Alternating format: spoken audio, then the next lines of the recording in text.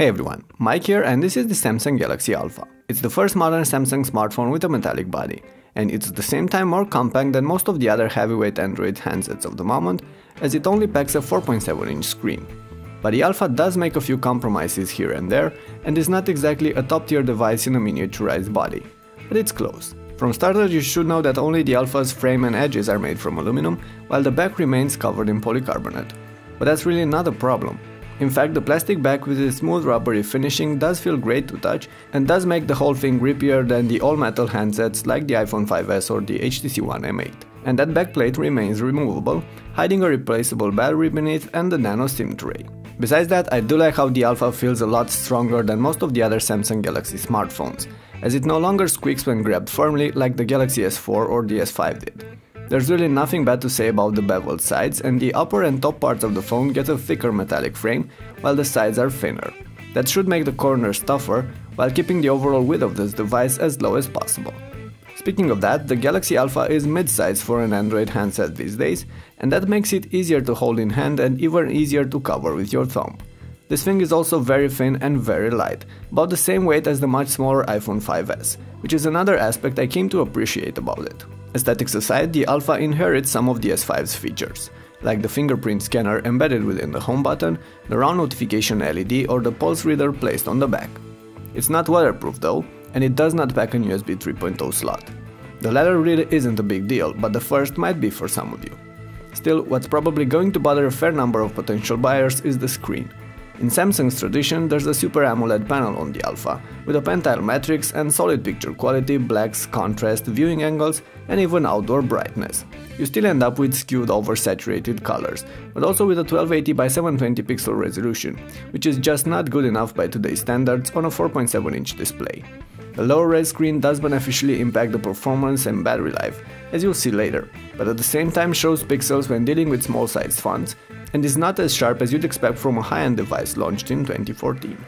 Speaking about that speed, the Alpha does deliver one of the smoothest daily experiences I've encountered on a Galaxy so far, right there on par with the Note 3 and outmatching the S5.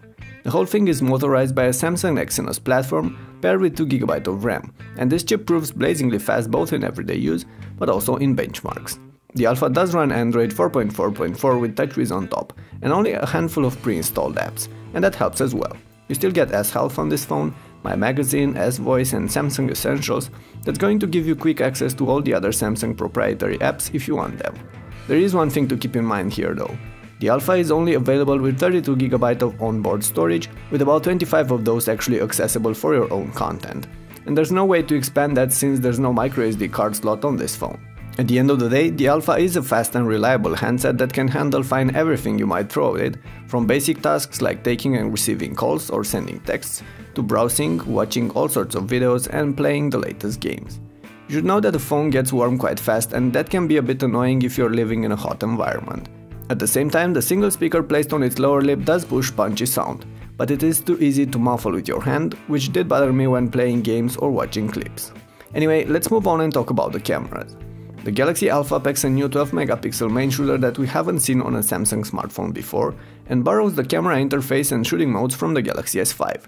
And this leads to a really powerful combo, as the pics and videos coming out of this phone are definitely not bad, not even in poor light. I've added a few samples for you in the written review on tlbhd.com, make sure to check them out, you'll find the link in the description. Last but not least, there's the battery life matter. The Alpha only offers a small 1820 mAh battery, but that's actually capable of pushing the phone for about 2 days of everyday use, which is not bad. Yes, the Alpha trails the other top-tier Android handsets, but is still competitive and doesn't die on you in the middle of the afternoon like the Nexus 5 or other devices. Now, to sum this up, I'm actually a fan of this Alpha. It might be because it's so light and fast, or it might be because it feels like a slightly larger version of my iPhone 5s. I don't know, but I just like it. It's not the Alpha dog in Samsung's pack, and it's not a no-compromise mid-size handset like the Sony Xperia Z3 Compact, but it's overall a really good phone. I believe there's a fair chance you'll like how it looks and feels in hand, and I'm confident you'll appreciate its lightweight, its speed and camera performance. Whether you can cope with the lower resolution AMOLED panel or the smaller battery though, well, that's in the end up to you, and perhaps up to how much this thing is going to cost. The Z3 Compact mentioned above is the Alpha's potential nemesis, with a glass and metal waterproof body, 1080p IPS screen, 20.7 megapixel camera and a larger battery. And then there's also the similarly sized iPhone 6. Either way, there you have it. This has been my review of the Samsung Galaxy Alpha. Let me know what you think about this phone, whether you like it or you don't, whether you think it's a good buy or not. The comment section below is open and I'm around to reply. You should also check out the detailed review on tlbht.com for extra details, benchmark results and pictures. And of course, if you enjoyed the video, make sure to leave a thumbs up and share it around so others can learn what to expect from the Galaxy Alpha. Thanks a lot for watching and I'll see you guys soon.